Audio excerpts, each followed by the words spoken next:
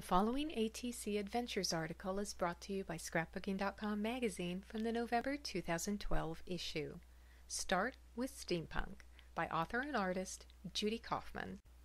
The ATCs in this installment of ATC Adventures began with a new stamp, a striped frame, and 2 new ink pads, Soft Teal Lagoon and a gentle tangerine called Sunset.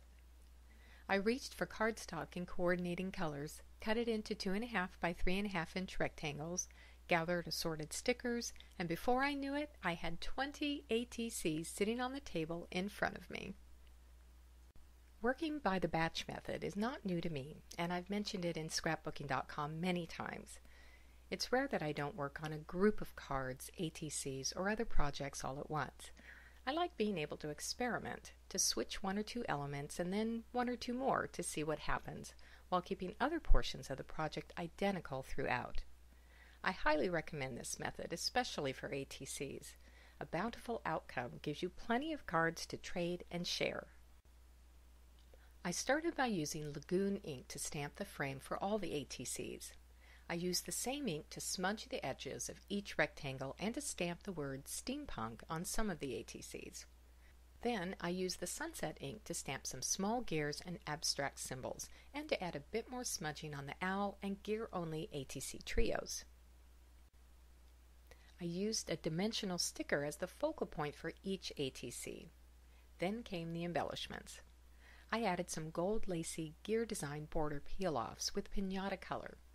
Then I added the altered borders and/or negative shapes from the border sheet, plus plain gold line and gold corner peel-offs. 4 ATCs include fibers instead of more peel-offs, and 3 include a bit of penwork in gold.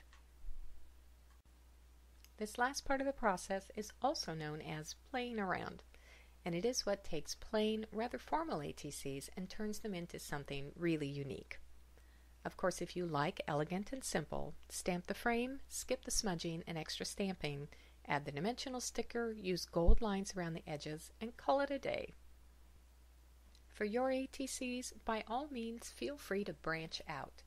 Instead of fibers, use wire. Instead of dimensional stickers, use chipboard shapes. Pick pattern papers instead of solid cardstock. Cut out the stamp frame and use it as an extra layer atop the pattern. In other words, incorporate whatever you have on hand and have fun.